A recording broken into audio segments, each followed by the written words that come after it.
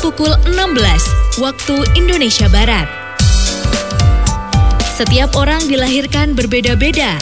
Menghargai perbedaan kadang terasa sulit, walaupun kita harus terus belajar menerimanya. Pemirsa, menemani sore hari Anda, Raca Buntung 99,4 FM akan hadir dengan sajian interaktif berikut ini.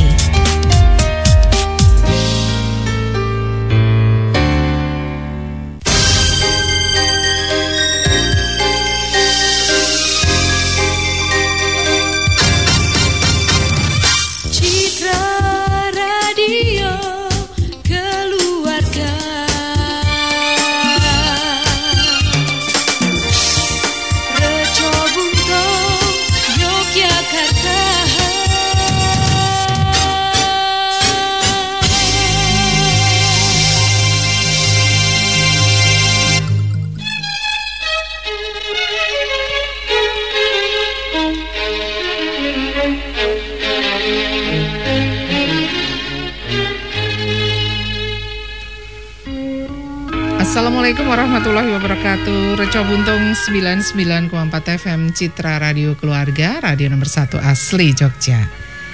Selamat sore pemirsa di kawasan Kota Budaya Jogja dan kota-kota sekitarnya. Juga Anda yang mendengarkan melalui internet live streaming. Bersama saya Widya, hari ini hari Rabu 20 Oktober 2021. Kembali lagi bersama saya Widya di program Tanya Dokter. Dan kali ini seperti biasa di setiap hari Rabu ya, kita kerja bareng dengan Rumah Sakit Queen Latifah yang ada di Jalan Siliwangi nomor 118 Melangi, Nogotirto, Gamping, Sleman, Yogyakarta. Dan sore kali ini pemirsa, narasumber kita adalah seorang dokter yang kita pernah ketemu dengan beliau ya, pernah hadir di program ini. Beliau adalah Dr. M. Bayu Wicaksono SPOT atau spesialis ortopedi dan traumatologi. Beliau adalah dokter spesialis ortopedi dan traumatologi dari Rumah Sakit Queen Latifah, Yogyakarta. Baik, kita segera terhubung dengan Dokter Bayu ya. Ya, selamat sore dokter. Selamat sore. Iya, Dokter Bayu atau Dokter Sony ya. Oke, apa kabarnya nih dokter? Alhamdulillah masih dalam keadaan sehat sampai saat ini. Iya, baik, Dokter Sony. Enaknya Dokter Bayu apa Dokter Sony nih? Bayu aja deh kayaknya. Dokter Bayu aja ya, oke. Baik Dokter Bayu.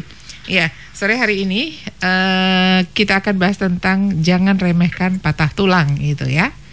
Oke, dan sebelum kita ke tema kita sore hari ini, monggo silakan Dokter Bayu, karena sudah lama sekali nih tidak hadir di Radio Raca Buntung, mungkin pemirsa pada kangen nih. Silakan untuk menyapa pemirsa Raca Buntung terlebih dahulu, monggo silakan dokter. Oke, selamat sore, assalamualaikum warahmatullahi wabarakatuh. Waalaikumsalam. Perkenalkan, saya Muhammad Bayu Wicaksono, saya dari Departemen Ortopedi dan Traumatologi. Nah, saat ini berpraktek di Rumah Sakit Queen Latifah di Ring Road Barat. Gitu. Dan insya Allah yang membantu dalam hal kasus-kasus terutama seperti patah tulang, sendi bergeser ataupun yang berhubungan dengan persendian otot maupun saraf yang terganggu. Oke, baik. Ngeri sekali dokter. Ya. Oke, dan tema kita sore hari ini jangan remehkan patah tulang gitu ya. Aduh. Betul. Iya, karena konon katanya nih dokter, katanya orang patah tulang itu sakitnya minta ampun gitu. Saya pernah di suatu jalan gitu ya, di waktu itu ketika di depan rumah saya ada yang kecelakaan, kemudian patah tulang itu padahal orang dewasa. Dan dia menjerit-jerit kesakitan. Memang patah tulang itu sakitnya tidak tertahan, itu tergantung dari patahannya atau seperti apa dokter? Iya, kalau kita membahas jadi kan bisa dibagi, pertama adalah apa sih itu nyeri atau sakit. Kemudian apa sih itu patah tulang kan gitu. Kalau nyeri itu kan sebetulnya suatu sensasi yang dirasakan tiap orang karena ada sesuatu nih yang nggak beres sama badanku misalkan seperti itu. Dan namanya sensasi nyeri itu pun sendiri dia akan berbeda di tiap orang tergantung derajatnya. Kemudian si orangnya itu sendiri bagaimana dia menerima rangsang suatu nyeri. Karena ada orang kadang-kadang ini lukanya kecil, aku nggak sakit kok, tapi yang lain kok sakit banget gitu. Ada yang lukanya berdarah, aku nggak sakit, tapi kok dulu aku sakit banget, itu ada. Jadi ambang rasa jadi sakit seseorang tuh berbeda-beda. Betul, ya. Kembali ke sensitisasinya masing-masing. Kemudian kaitannya dengan patah tulang. Patah tulang kok bisa bikin nyeri? Ya, kalau kita asumsikan tulang itu dia kan seperti suatu pondasi di tubuh kita. Iya, betul. Dia organ di tengah yang menopang. Dan di sekitar tulang itu sendiri ada otot, ada saraf, pembuluh darah, arteri ataupun vena, kemudian jaringan lemak dan kulit bagian luarnya. Nah, kenapa kok bisa sakit kan gitu? Karena pada saat terjadinya patah tulang, baik itu karena benturan langsung atau adanya gaya yang tidak sesuai pada saat menumpu atau menahan, itu menyebabkan tulang itu patah atau kita sebut dengan fraktur. Sehingga posisinya itu sendiri pasti sudah berubah. Yang harusnya dia kan menjadi sebuah pondasi, tapi dia malah menekan ke sekitarnya. Itulah yang bikin patah tulang itu buat sakit sekali. Nah, makanya ada juga patah tulang itu kan dibagi menjadi patah tulang terbuka atau tertutup. Oh gitu. Nah, kadangkala patahannya itu yang garis patahnya tajam sekali ya, fracture edge atau tepinya itu bisa menusuk dari dalam sampai keluar. Bahkan ada yang sering bilang, waduh tulangnya sampai keluar nih, sampai kelihatan gitu. Nah, itu merupakan suatu kegawatan di ortopedi dibandingkan dengan patah tulang yang tertutup tanpa tulangnya kelihatan ataupun adanya luka. Gitu. Ya. Iya, jadi apa namanya? Dan gimana dokter? Dan sesuai dengan judulnya kita ini kan jangan remehkan patah tulang. Jangan remehkan patah tulang ya. Jadi kadang-kadang patah tulang itu orang melihat itu hanya seperti ini bengkak aja nih, kesleo. Atau ada luka terbuka tapi hanya seperti ujung jarum begitu. Tapi itu ada luka terbuka. Nah, itu sebetulnya merupakan tetap suatu kegawatan di ortopedi.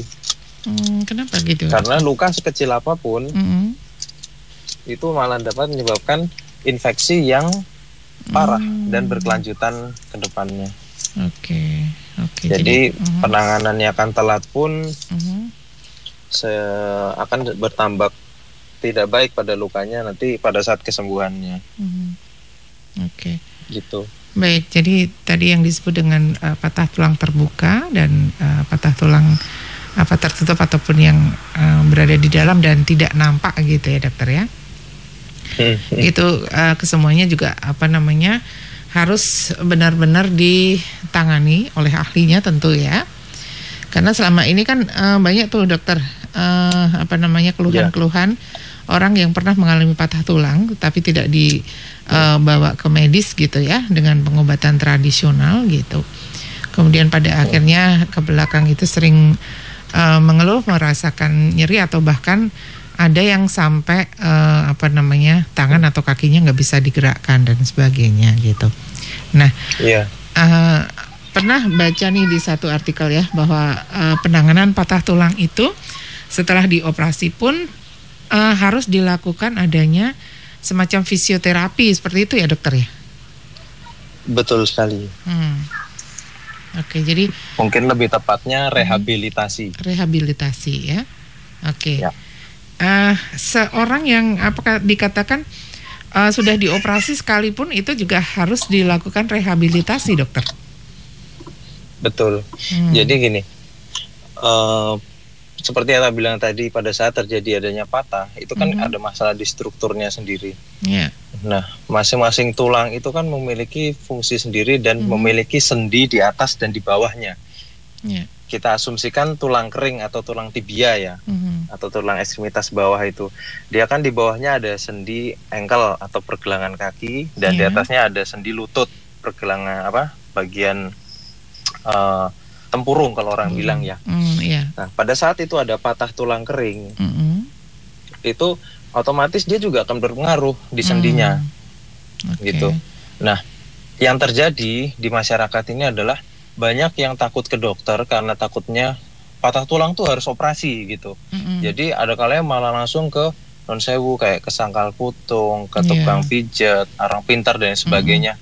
Itu malah cenderung patahnya diurut, diberi ramuan macam-macam, bahkan ada yang sampai dibebat.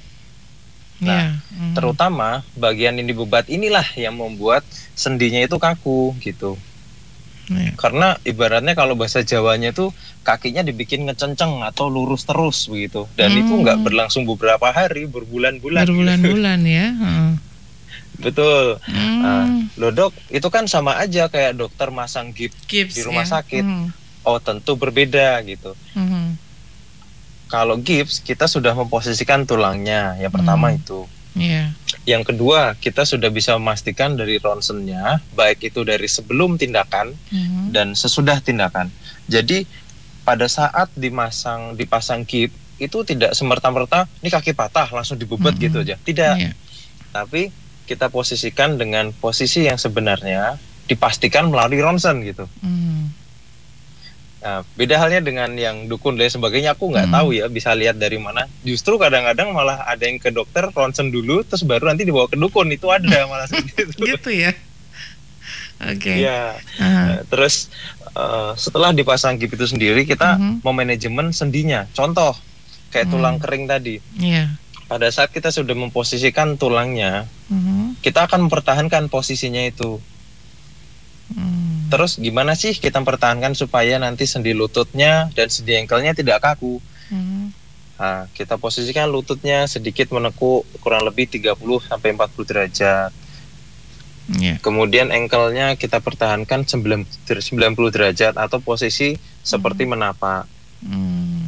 Nah, jadi nanti pada saat gipsnya dilepas dengan periode tertentu itu tidak akan terjadi namanya kekakuan dan lain sebagainya gitu. Ya, itu sih yang perlu saya luruskan. Yang kedua, orang beranggapan bahwa aku patah tulang nih, aku diurut, aku dikasih minyak ikan atau apalah oleh dukun dan sebagainya. Tulangnya nyambung kok gitu. Oke, bisa nyambung. Karena gini, tulang itu pada saat dia patah, selama dia masih ada kontak atau masih sedikit menempel, itu akan nyambung kok tulangnya. Nah, cuman posisinya nyambungnya itu adalah apakah dia nanti memendek, masih bengkok, ataupun memanjang, ataupun terpuntir. Nah, itulah yang menjadi masalah selama ini. Yang kadang-kadang di ronsen, tulangnya patahnya udah nyambung dok, sudah. Tapi kok lutut saya nggak bisa nekuk ya dok, habis dari sangkal putung. Nah, itu dia masalahnya. Kadang-kadang datang ke rumah sakit setelah kejadian seperti itu.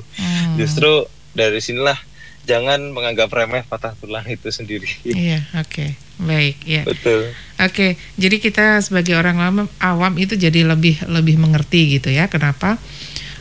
Karena biasanya memang pengobatan patah tulang dengan pengobatan tradisional itu prosesnya itu lama. Karena saya pernah melihat sendiri tetangga saya dokter.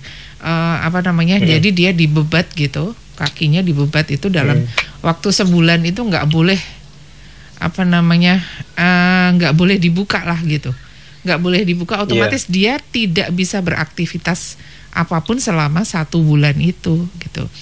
Kemudian setelah itu ya itu yang terjadi, mungkin kekakuan otot itu tadi ya dokter ya, sehingga bahkan yang paling membuat sedih itu adalah sampai terjadi kita sebut dengan kompartemen sindrom. Apa itu dokter? Jadi namanya seperti saya bilang tadi di awal, tulang itu kan di tengah, di sekitarnya ada ototnya banyak, pembuluh darah, saraf dan sebagainya. Pada saat dibebat yang terlalu, ibaratnya gini deh, tangan kalau dikasih karet kencang, apa yang terjadi? Biru gitu ya. Nah ini biru, bayangkan satu kaki atau satu tangan dibebat semuanya, jadi kencang gitu, apa yang terjadi? Darahnya nggak ngalir gitu loh. Ya. Nah, efeknya nanti kakinya menjadi membiru, sakit, sesakit-sakitnya. Nah, itu mau nggak mau harus kita lakukan tindakan nun sewu, emang agak mengerikan ya. Namanya fasiotomi. Jadi, karena saking kencengnya, karena habis dibebat tadi itu harus buat luka terbuka sehingga otot-otot dan pembuluh darah itu bisa bernapas gitu.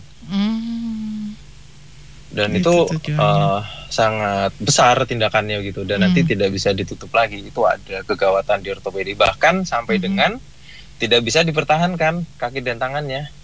Itu ada seperti itu ya. Gitu. Iya, betul sekali. Jadi apa namanya, bahasa kasarnya mungkin saraf-saraf di kaki yang terlalu lama dibebat itu jadi apa ya, kayak semacam mati gitu ya dokter ya. Artinya tidak berfungsi lagi gitu ya. Betul, jadi nanti kalau tahapan terjadinya kayak kompartemen sindrom kalau kita sebut itu, atau ada penekanan di kompartemen atau sekitar tulang itu sendiri, pertama itu akan merasakan nyeri. Nyerinya itu pasti yang teramat sangat yang belum pernah dirasakan oleh pasien. Bahkan terus yang kedua, nyeri pada saat disentuh jari atau kaki digerakkan sedikit saja, pasien akan sakit yang sangat. Sakitnya seperti apa? Ini sakit yang paling banget dok, saya belum pernah merasakannya sampai segitunya. Kemudian yang ketiga akan kerasakan tebel-tebel, kebas gitu. Sampai dengan lebih lanjutnya menjadi seperti tidak kerasa sama sekali. Bahkan yang terakhir sampai dengan denyut nadinya itu tidak teraba.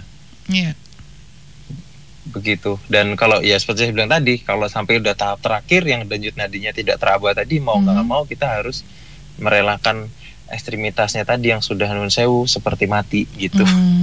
Ya Allah, sampai segitu ya. Iya, betul. Karena jujur sekalian ya, saya beritahu karena banyak sahabat dan teman-teman itu pada takut ke dokter ortopedi itu karena dua hal sebetulnya. Yang pertama karena takut dioperasi, oke. Yang kedua karena berhubungan dengan kecelakaan tidak mau berurusan dengan polisi.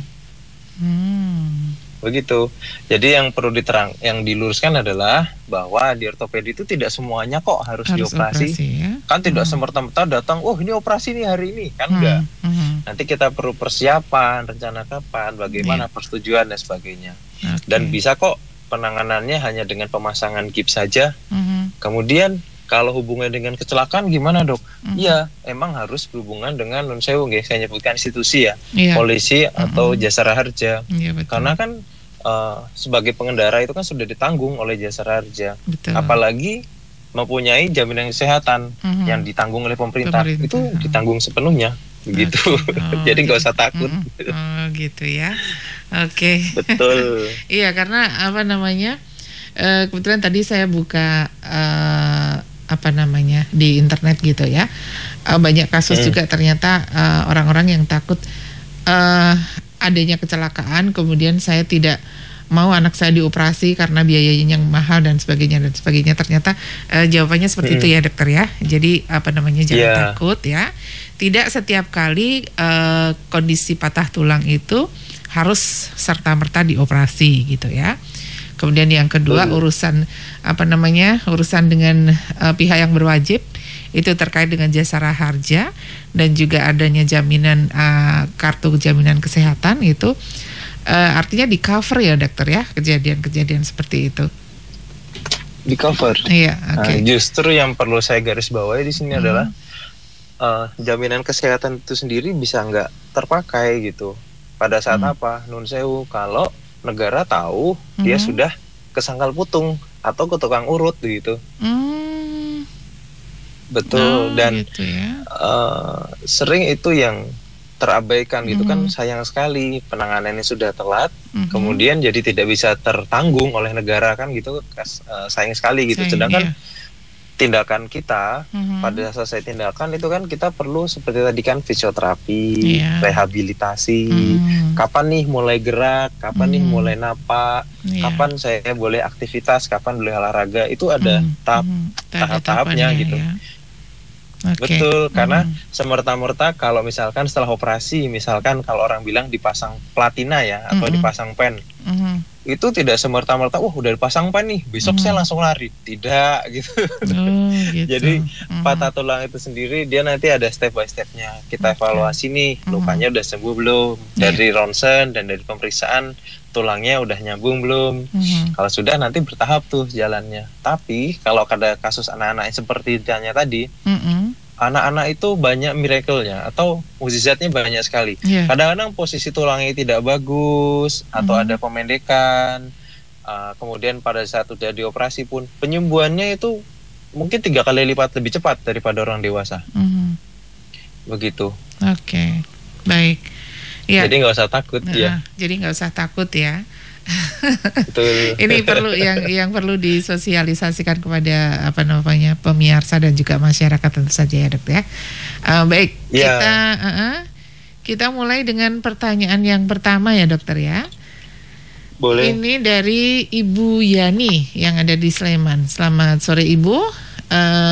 Dokter Bayu, saya mau tanya, saya pernah jatuh, lutut saya pecah dan sudah dilakukan operasi, kemudian dipasang plat setahun yang lalu. Saya punya diabetes mellitus. Terus sampai sekarang saya tidak pernah kontrol dan belum dicopot platinanya.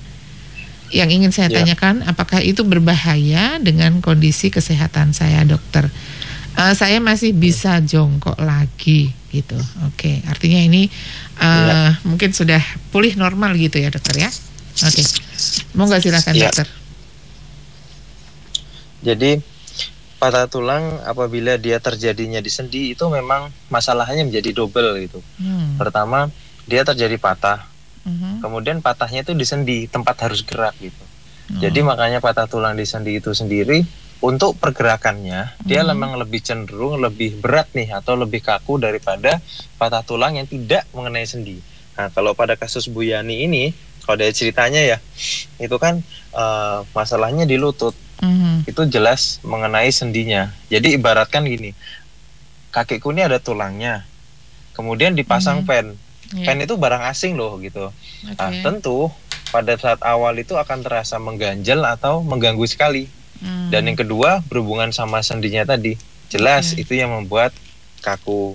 Nah, alhamdulillah tadi Bu Yani udah bisa jongkok, saya ucapkan selamat gitu ya. 1 tahun tuh merupakan sesuatu yang baik begitu. Dan apalagi untuk penderita sakit gula itu merupakan sesuatu yang baik, karena seperti kita tahu kan kalau ada sakit gula itu dengan gula yang tidak terkontrol, lukanya nanti jadi sulit sembuh. Kemudian setelah sudah sembuh mungkin lukanya tapi tulangnya nyambungnya lama. Tapi pada saat 1 tahun sudah bagus, insya Allah sudah baik ya Bu Yani ya. Alangkah lebih baiknya, bagusnya sih apabila sudah lebih dari 6 bulan setelah operasi, itu baiknya dievaluasi dari ronsen sih, untuk melihat posisi dan kesembuhan tulangnya. Begitu. Dan kalau terkait dilepasnya, itu tergantung dari jenis pennya juga. Kalau dari jenis pennya itu sendiri, dia sekarang ada 3 macam sebetulnya. Satu dari stainless steel, kemudian ada dari titanium, kemudian yang ketiga itu yang ada absorbable atau bisa diserap di tulang. Cuman itu belum semua masuk di Indonesia ya. Jadi kalau yang hanya nomor 1 dan nomor 2 itu kalau menyebabkan kekakuan atau merasa tidak nyaman atau nyeri yang berkepanjangan dengan kondisi tulangnya sudah sembuh, ada kalanya memang harus dilepas. Tapi bila tidak ada gejala nih, aku udah biasa aja jalan, nggak apa-apa nih ada pen, nggak usah dilepas, nggak apa-apa. Betul. Seperti itu ya. Baik, ini juga sekaligus menjawab pertanyaan dari Pak Heri yang ada di Serandaan yang menanyakan apakah berisiko jika platina tidak dicopot. Dengan demikian sudah terjawab ya Pak Heri yang ada di Serandaan. Baik. Berikutnya, boleh menambahkan? Boleh, silakan dokter. Jadi kadang-kadang resiko itu yang ditakutkan orang-orang selama ini adalah kalau pen saya nggak dilepas dok, apakah saya kena petir? Atau kayak saya gampang kesambar petir dok? Gitu. Jawabannya mungkin. Baik Anda tidak pakai pen atau menggunakan pen, semua orang mungkin kena petir. Itu jawabannya. Karena pada saat seseorang itu berdiri di tengah lapangan atau berdiri di tempat ketinggian dengan kondisi sedang banyak petir, semuanya akan berpotensi kena petir. Bukan berarti ada pen langsung dia akan dikejar petir atau lebih terkena petir lebih cepat atau itu. akan kena gitu, tidak. Itu mitos saja sih. Aku gitu lebih ya. menekankan itu sih. Itu sering mitos yang terjadi. Oke, ya. Betul. Dan satu lagi mungkin kaitannya dengan kepercayaan ya. Mungkin ada suatu kepercayaan kan, ibaratnya kalau orang tertentu kan ada yang namanya susu ya. Betul. Nah, implan itu kan susu harus dikeluarkan. Untuk meninggal kan itu harus dilepaskan. Ya, monggo kalau itu kembali ke suatu keyakinan dan ingin dilepas, boleh selama tulangnya itu sudah nyambung baik. Nanti insya Allah akan dibantu. Ya, dan kalaupun nggak dilepas, nggak apa-apa. Mungkin nanti bisa dikonsultasikan ke bagian tokoh agama terkait kondisi itu. Karena kan emang kondisi sedang sakit, mau gimana kan begitu ya. Iya, betul. Iya, oke. Ya, memang ada rumor semacam itu di masyarakat ya. Oke. Betul. Berikutnya, ini sudah ada yang bertanya melalui telepon ya. Selamat sore, Roco Buntung. Selamat sore, Dok. Iya, dari siapa, di mana, Ibu? Sore, Bu. Mau tanya boleh, Dok? Dari siapa, Bu? Monggo, Bu. Tempel. Ibu siapa? Bu Siti Tempel. Oh, Ibu Siti yang ada di Tempel. Ya, monggo silakan Bu Siti. Ya. Perbedaan syarat kecepet sama penyempitan sendi itu apa? Soalnya tuh saya kalau bangun tidur susah sekali, kalau bangun langsung jatuh, kalau duduk berdiri susah sekali, dari berdiri mau duduk juga susah. Udah fisioterapi, udah minum obat, segala obat ya, kalau minum obat enak, tapi kalau habis sakit lagi. Terus dari herbal ya udah macam-macam, nggak cuma 5 macam lebih gitu. Terus gimana solusinya? Minta maaf soalnya kalau disarankan operasi, saya takut sekali soalnya dulu udah sisa payudara, Dok. Jadi takut kan sampai beberapa tahun masih sakit terus itu takut gitu. Jadi gimana solusinya, Dok? Terima kasih. Umurnya berapa ya Ibu Siti sekarang? Saya 70, Dok. 70 ya. 70. Sebentar, untuk Ibu. payudaranya mohon maaf, Bu, apakah itu terkait dengan suatu tumor atau keganasan dulu? Tumor biasa. Oh ya. Oke. udah ditutup ya. Terburu-buru kenapa, Ibu? Ya, bisa diberikan jawaban, Dokter, dengan data yang ada tadi? Ya, sebelumnya terima kasih Bu Siti, pertanyaannya bagus sekali. Tadi Bu Siti usianya 70 tahun ya, benar ya? 70 tahun, iya, betul. Oke. Dengan usia 70 tahun itu memang ada proses degeneratif atau proses yang terjadi seiring dengan usia. Tapi untuk nyerinya sendiri tadi kan Bu Siti sendiri nun sewu nggih, ini tidak dispesifikkan apakah itu di sendi mana, apakah di leher kah, di punggung, panggul atau kaki gitu. Tadi kan nggak disampaikan sebetulnya. Saya mau tanya itu. Begitu. Tapi kalau memang pada usia 70 tahun berhubungan dengan saraf kejepit itu biasanya memang sering terjadi pada tulang belakang atau bagian pinggang paling seringnya, karena tulang belakang itu kan dibagi 4 regio ya. Jadi bagian leher, bagian punggung belakang, bagian pinggang, dan tulang ekor. Bagian paling lemah itu memang tulang pinggang karena dia tidak disupport tulang-tulang sekitarnya. Misalkan tulang leher dia masih ada tulang bahu dan kepala. Tulang dada belakang masih ada disupport sama tulang iga. Sedangkan tulang ekor masih disangga sama pinggang. Nah, tulang pinggang ini sendiri dia hanya disupport sama otot-otot dari pinggang sama otot perut.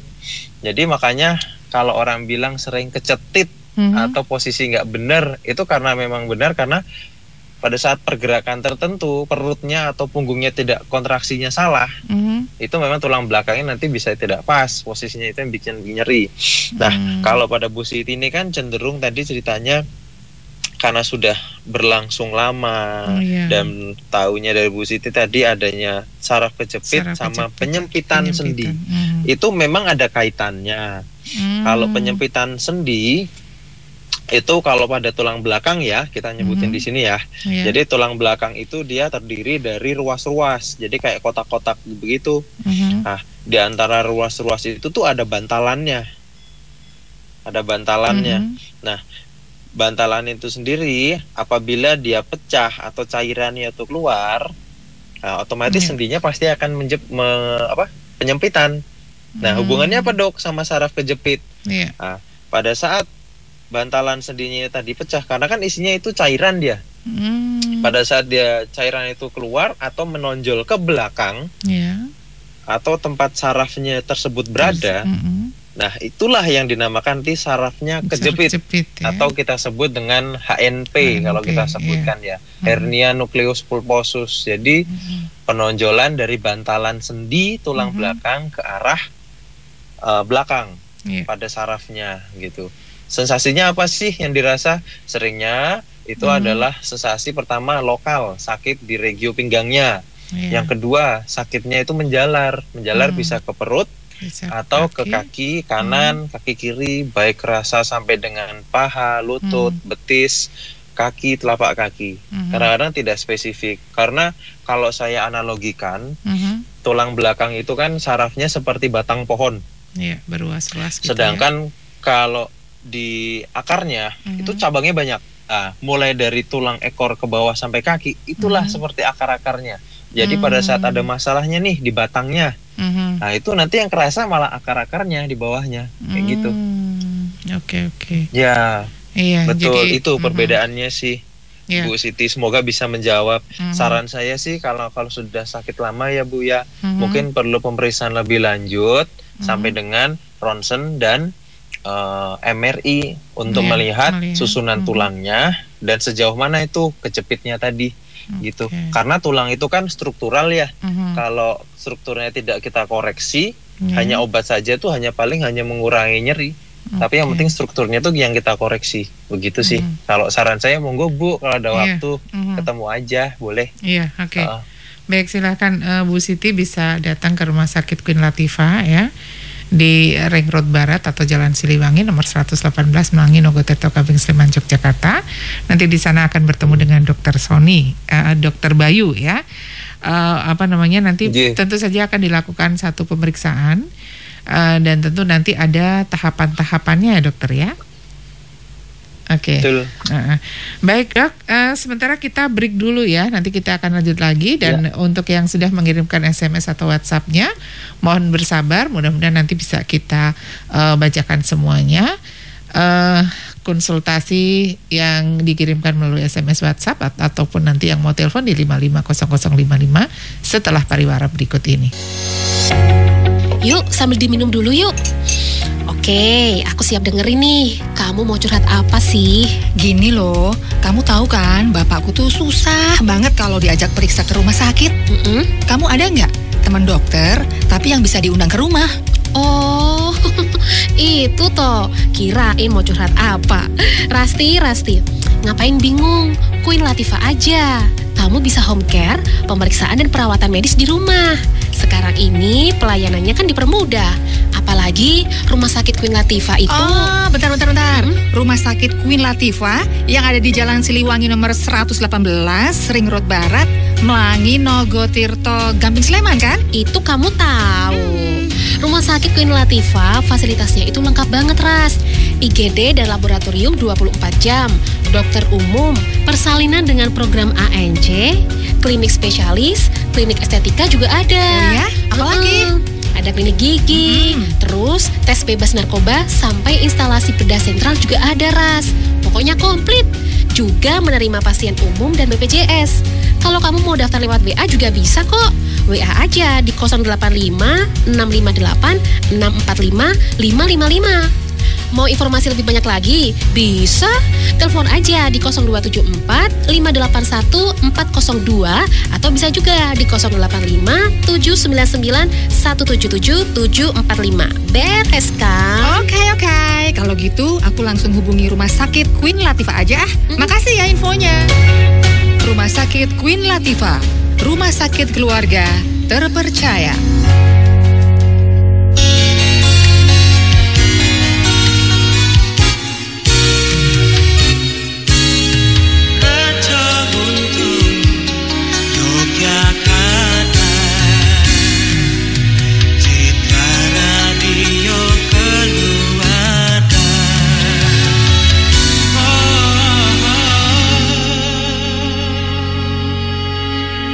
Baik pemirsa di kawasan Kota Budaya Jogja dan kota-kota sekitarnya, kita masih di program Tanya Dokter kerja bareng dengan Rumah Sakit Queen Latifah yang ada di Ring Road Barat atau Jalan Siliwangi, nomor 118 Melangi, Nogotirto, Kaping Sliman, Yogyakarta. Dan sore hari ini narasumber kita, beliau adalah Dr. Bayu. Dr. Bayu ini merupakan dokter spesialis ortopedi di Rumah Sakit Queen Latifah ya. Dan monggo silakan untuk pemirsa, mumpung masih ada waktu yang ingin berkonsultasi ya. Baik, di dokter masih terhubung dengan Radio Reca Buntung ya? Iya, masih. Oke, baik. Oke, Dr. Bayu, kita terima telepon berikut ini ya. Selamat sore Reca Buntung. Selamat sore. Iya, dari siapa, di mana Bapak? Bapak Rukiono Nogotirto. Pak Rukiono di Nogotirto ya? Iya. Iya, monggo silakan Bapak. Ini dokter itu juga pernah kena serangan gejala stroke ya. Di Queen Latifah langsung di scan di PKU, memang hasilnya ada penyumbatan motorik. Apa motorik itu penyumbatan otak di motorik bagian otaknya itu. Nah, sampai sekarang sudah 3 tahun ini, sampai sekarang kemarin sempat dikasih terapi dan dikasih obat, sudah membaik. Terus karena BPJS saya itu di kota, akhirnya saya nggak bisa ke Sleman, ke kota, saya pindah ke Bethesda sama dokter.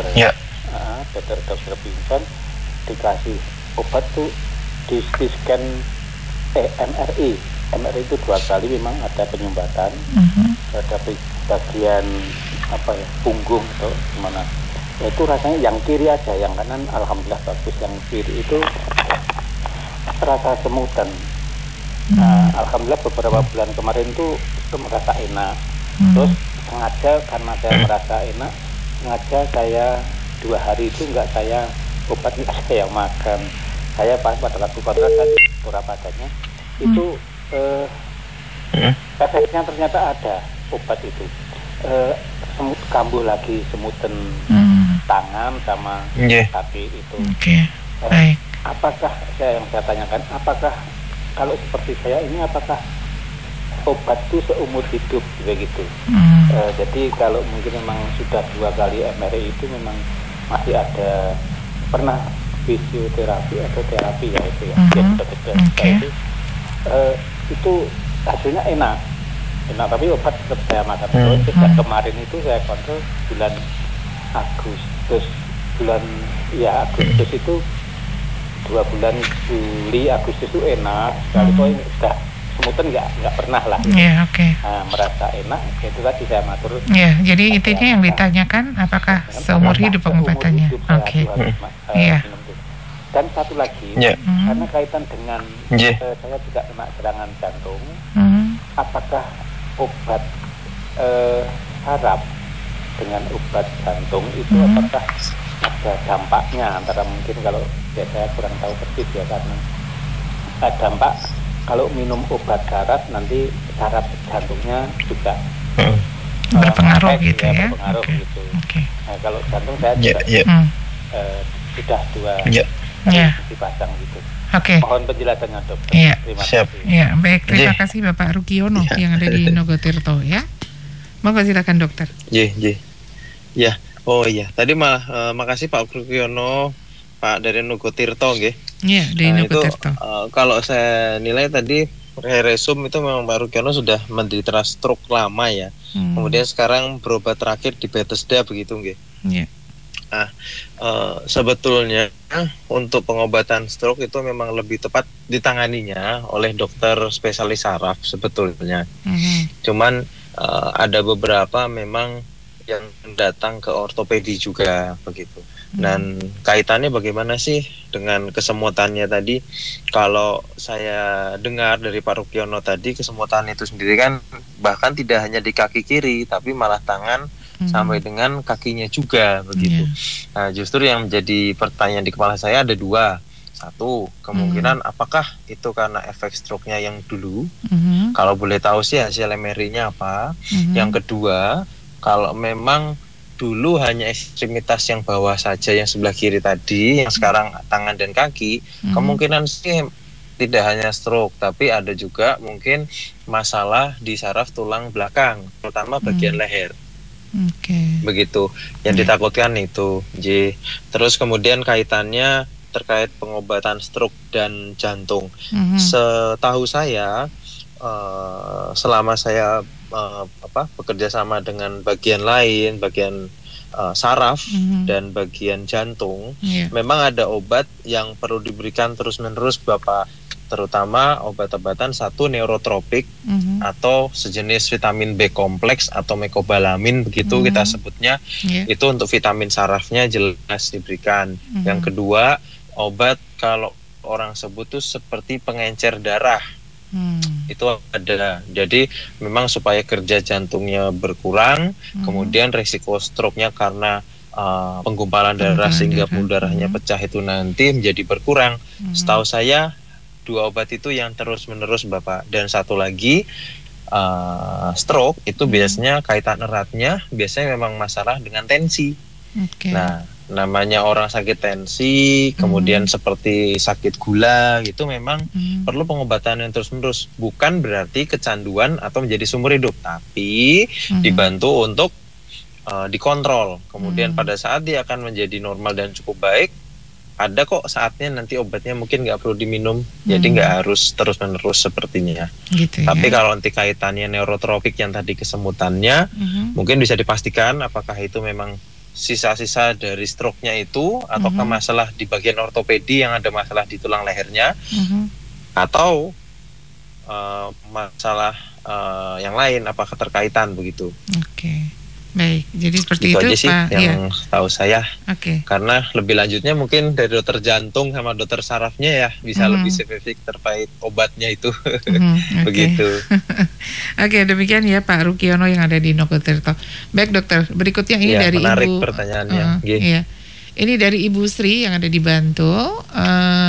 Dokter, saya mau tanya, kalau akibat dari penyakit gula, habis patah tulang, kemudian di tulang kering kaki atas tumit itu kemudian membusuk dokter, membusuk dan tidak mau menutup, apakah harus dilakukan, apa yang harus saya lakukan? Luka sudah 2 tahunan, daging tidak bisa menutup, jadi pennya kelihatan. Jadi ini udah pernah dilakukan operasi ini ya. Usianya 50 tahun, perempuan. Apakah ada kemungkinan saya bisa sembuh dokter? Itu pertanyaannya. Aduh kasihan. 20 tahun ya? Iya. Usianya berapa? 20 tahun ya? Bukan, usianya mana tadi ya? 50 tahun dokter. Usianya sekarang 50 tahun, sudah 2 tahun. Sudah 2 tahun karena karena ada diabetes mellitus, jadi bekas operasinya itu tidak bisa menutup dan pennya kelihatan gitu. Jadi gini, jadi namanya masang pen itu kan seperti saya sebut tadi, dia merupakan suatu benda asing, dan memang ciri khasnya pada tulang kering, terutama tulang tibia kita sebut, atau sisi bagian atas, tadi kan sebutnya bagian atas ya, itu kalau bisa diraba sisi yang normal atau bukan yang patah, mungkin Bu Sri sendiri bisa lihat, bisa merasakan bahwa memang kulit langsung dipegang itu langsung teraba tulang gitu. Jadi memang di bawah kulit itu sendiri balatnya langsung tandas tulang begitu loh. Jadi memang pada saat operasi dengan pemasangan pen di situ, ibaratnya kan sudah tipis banget tuh, langsung keraba tulangnya, apalagi dipasangi pen tentu akan lebih mengganjel gitu. Nah, sekarang kendalanya memang adalah lukanya itu tidak sembuh-sembuh ya. Pertama, jelas gulanya memang harus dikontrol. Kalau DM memang kalau saya menyebutkan sampai dengan bisa sembuh kok kayaknya kurang setuju. Tapi paling tidak bisa dikontrol dengan gulanya yang lebih baik, satu. Kemudian yang kedua, nanti bisa dilihat itu Bu Sri, derajat luka yang terbukanya itu seperti apa. Pertama, apakah hanya kulitnya saja sampai dengan ototnya, sampai dengan tulangnya, atau sampai dengan pennya yang kelihatan. Karena kalau sudah 2 tahun itu lama sekali, begitu. Nah, sekarang di Jogja itu sudah ada metode kita untuk penutupan defek kalau kita sebut. Jadi pada saat terjadinya luka, itu kan ada kalanya kalau orang bilang dulu luka nih dijahit gitu. Nah, itu kan kita mengharapkan luka yang primer. Kulit ketemu kulit, daging ketemu daging, langsung nempel gitu ya. Nah, kalau pada saat luka yang sudah lama seperti ini, itu ada kalanya kita bisa secondary wound healing atau menumbuhkan jaringan di sekitar kakinya itu supaya tumbuh, nanti dia akan nutup sendiri. Itu ada dengan modern dressing namanya. Itu ada. Nah, pada saat tindakan modern dressing tadi itu atau dagingnya tidak tumbuh-tumbuh, tindakan terakhirnya kita melakukan namanya flap atau memindahkan jaringan sekitarnya untuk menutup jaringan yang terbuka. Iya, semacam dicangkokkan gitu ya. Dicangkok betul. Gitu, jadi ya? misalkan itu di tulang kering di tengah atas gitu ya. Nanti diambil dari sisi belakang atau sisi samping digeserkan ke lukanya itu. Loh dok, nanti jadi ada luka baru tuh dok dibuka. Betul. Tapi nanti bisa ditutup kok. Karena kita utamanya adalah yang sisi yang sudah lama nih, yang udah terbuka. Karena kan seperti kita tahu sendiri tuh, kalau ada luka, otomatis kan itu jadi ada tempat masuknya infeksi dari luar, bakteri, kotoran. Sehingga penting di kita adalah gimana sih segera kita menutup defeknya itu. Supaya tidak makin terus-menerus tuh masuk kotoran atau infeksinya. Itu sih Bu Sri. Jadi pertama dikoreksi gulanya dulu. Kedua, monggo nanti konsul aja, dievaluasi nanti lukanya seberapa berat tergantung derajatnya tadi. Yang ketiga, nanti bisa dibantu dengan modern wound dressing atau menumbuhkan jaringan atau menumbuhkan daging atau ototnya, itu masih bisa sih insya Allah. Iya, gitu. Iya. Tetap semangat ya Bu Sri ya. Mudah-mudahan segera sembuh nanti setelah ketemu dengan ahlinya, karena yang namanya berobat itu juga seperti orang berjodoh ya. Kalau belum bertemu dengan jodohnya belum bisa ini ya. Oke. Baik, Dokter Bayu dan juga pemirsa, sementara kita break dulu ya, karena masih ada beberapa pariwara yang akan kami hadirkan dulu ya. Ayo pakai maskernya, wajib pakai maskernya. Ingat sehat, ingat maskernya. Jangan lepas maskernya, jangan lupa maskernya. Selalu bawa maskernya. Ingat sehat, ingat maskernya. Indonesia pasti bisa.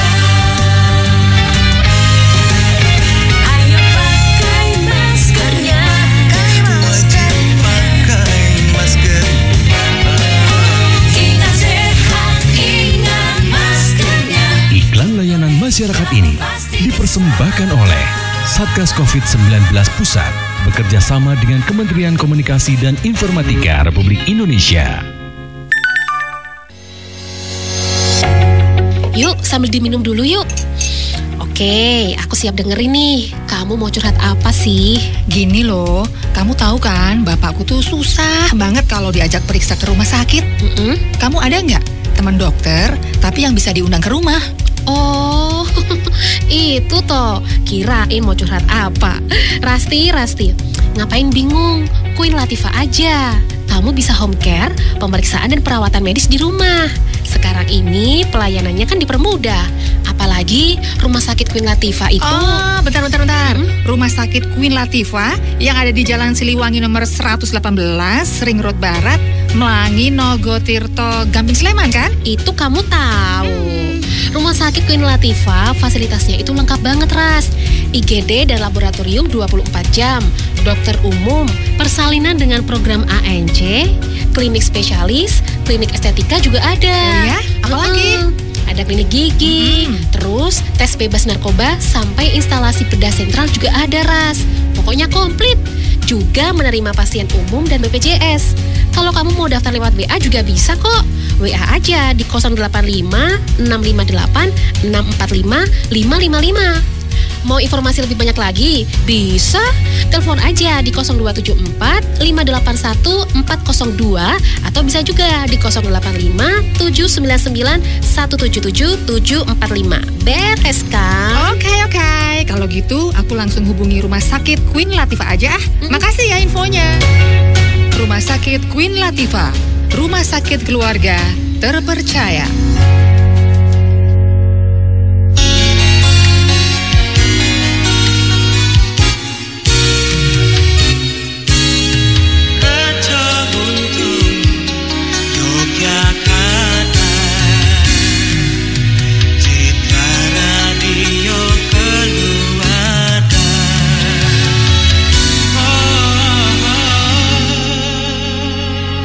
Baik pemirsa, kita lanjut lagi program Tanya Dokter kerja bareng dengan Rumah Sakit Queen Latifah yang ada di Jalan Siliwangi nomor 118 Melangi Nogotirto Gamping Sleman Yogyakarta ya. Dan sore hari ini kita bersama narasumber kita, beliau adalah Dr. Muhammad Bayu Wicaksono, spesialis ortopedi dan traumatologi ya. Oke, Dr. Bayu masih terhubung dengan Radio Reco Buntung? Masih Oke, ya. Baik ya. Ini kita tinggal punya waktu 5 menit lagi. Tapi sebenarnya masih ada penelpon, ada juga beberapa pertanyaan yang belum kita bacakan ya. Oke. Baik, selamat sore. Selamat sore. Iya, dengan Ibu siapa di mana? Ibu mohon agak singkat ya karena waktunya mepet sekali. Iya, Bu? Bu Ani di Sleman. Bu Ani di Sleman. Ya, monggo Bu Ani. Mau tanya dokter, usia saya Bu. Usia saya 68 tahun. Yeah. Udah beberapa lama ini saya sakit lutut Pak Dokter. Sakit lutut. Ya sudah sering berobat, fisioterapi, sudah di ronsen. Tapi akhir-akhir ini sudah setahunan lebih.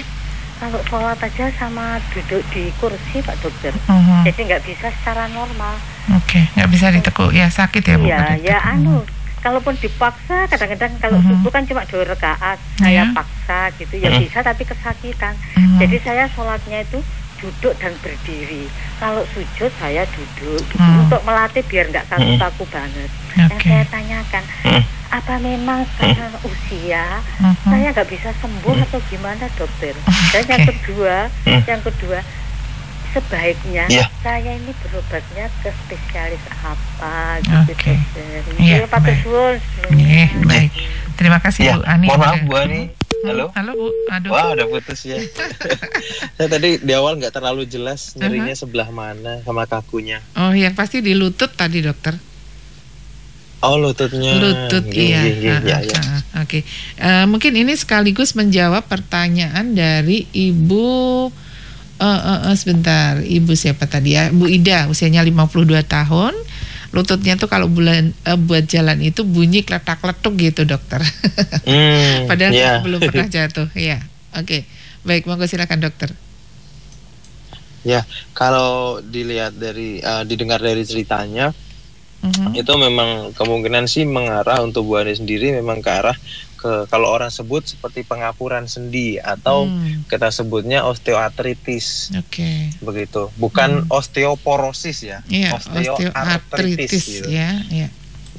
Jadi ada proses peradangan yang sudah lama terjadi pada lututnya dan karena sakitnya itu yang sudah lama itu sendiri dirasakan Bu Ani secara nggak langsung itu tuh kayak ibaratnya takut dan agak dieman-eman untuk gerak dan akibatnya sehingga secara sadar ataupun tidak itu jadi malah kaku lututnya begitu. Nah sebetulnya bikin kaku apa sih dan termasuk tadi kok bisa ada bunyi kretek-kretek seperti pasien yang lain karena itu adanya penyempitan celah sendi dari lututnya. Jadi perlu memang dibuktikan itu melalui ronsen. Nanti kita bisa lihat derajatnya. Kalau osteoartritis itu dia derajatnya ada 4. Derajat 1 sampai 2 itu masih bisa tuh dibantu dengan fisioterapi dan penguatan otot-otot paha. Yang ketiga sampai dengan derajat keempat itu memang lebih cenderung diarahkan untuk operatif atau sampai dengan pergantian sendi lutut begitu. Tapi memang ada kalanya beberapa pasien itu nun sewu karena untuk ganti sendi lutut itu kan sifatnya permanen dan memang operasi khusus yang cukup besar.